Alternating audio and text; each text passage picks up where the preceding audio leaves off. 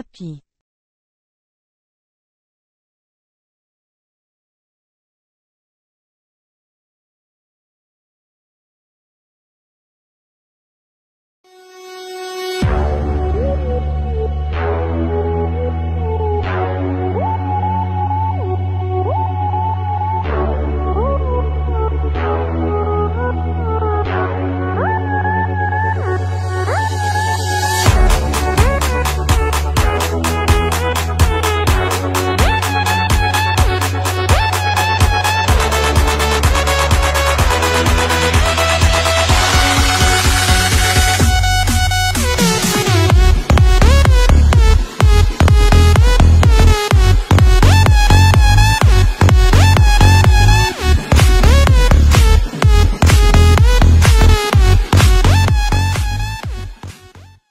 A few moments later.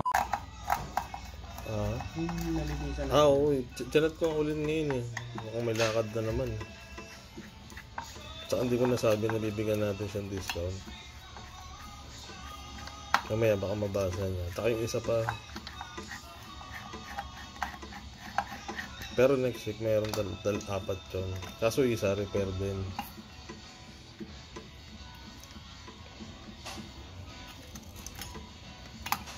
Ilang gram na yun? Ayo, naku. Oh, daming langgam. Ma'am, tingnan nyo ma'am. Yes ma'am, natatagay ma'am. Yan po ang cost ng sira. Shortage. Binahayan po siya ng maraming binahayan ng maraming langgam po ma'am. Ay, Shaki. Ayan o. Oh, what? Ba't ganyan? Ano gagawin mangyari niyan? Malamang po siguro po na Shortage. Palakuha ng mga langgam na yan. Yeah? Ayan na. Diyan na? Hindi, wala pa.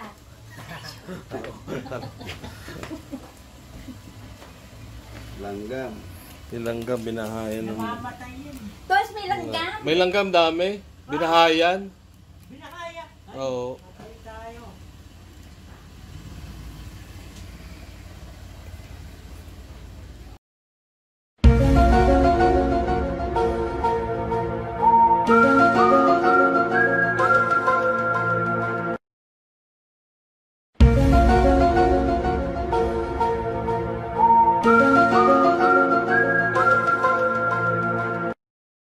Ano sir? Ito.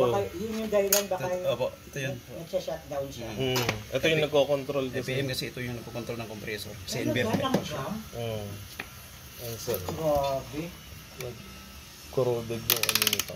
Parang short. Yan yung papalitan. Check pa niya sir. Double check pa natin.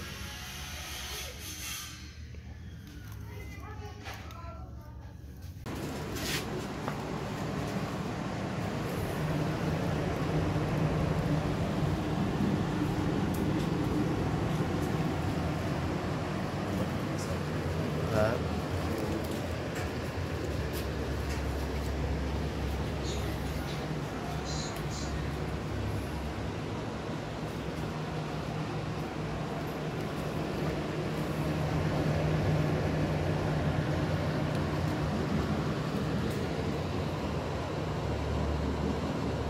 Two 2,000 years later.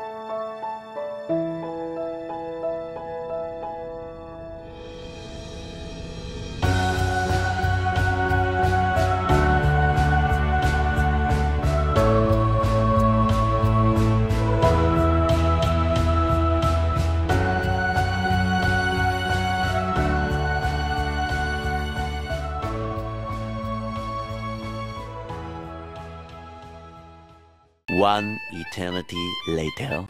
So, magandang gabi guys. What's up mga ka-happy? Ano nga pala, ito yung pinagawa sa amin ni Ma'am kanina sa Terra Verde Phase 3. Ang concern niya dito sa aircon niya is nawawala yung lamig.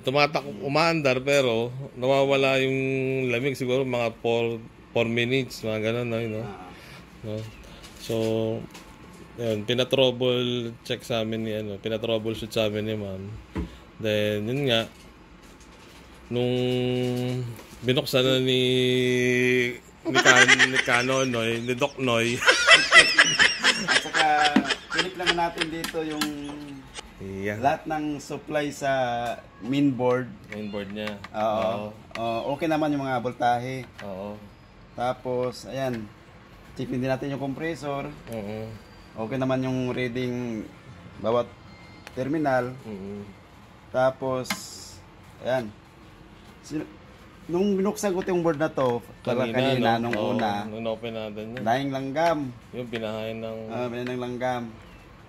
Tapos ayun, nilinis namin. Tapos niresolder ko lang. Para solder. Yung sa IPM niya.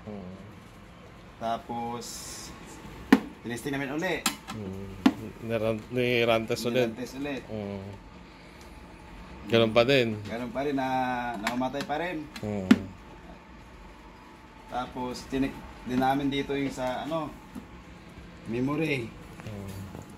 Ayun, nireset namin dito sa memory. Ayun, medyo tagal-tagal.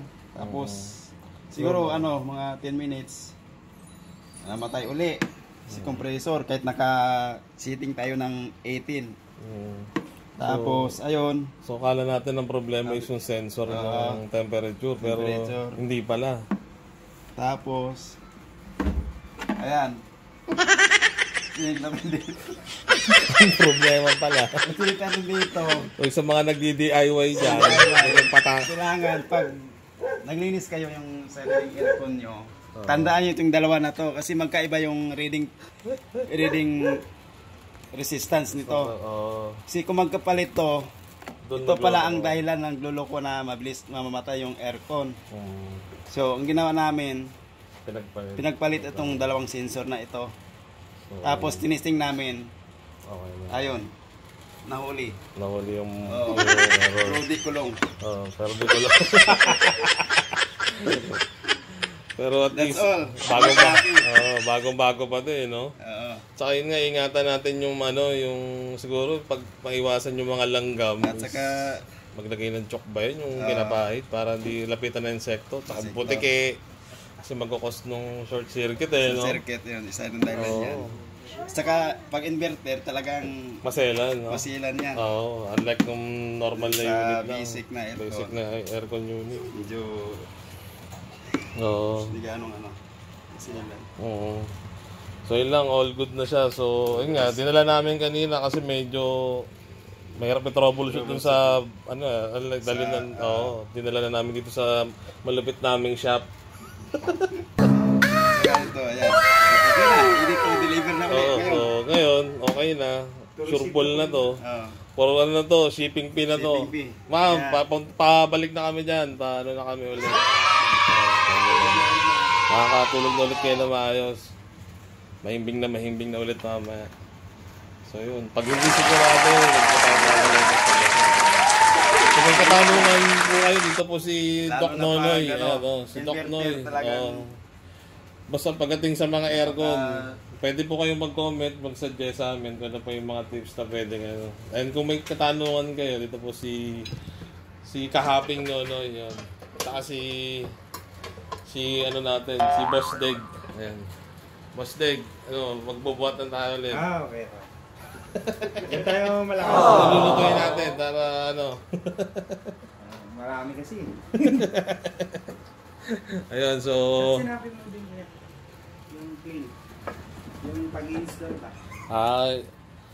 Tsaka yung mga gusto magpa-install dyan, pa-repair, reinstall, relocate, ililipat, cleaning, mag-message lang kayo. sa ngayon po, every Sunday lang po muna kami ngayon kasi busy rin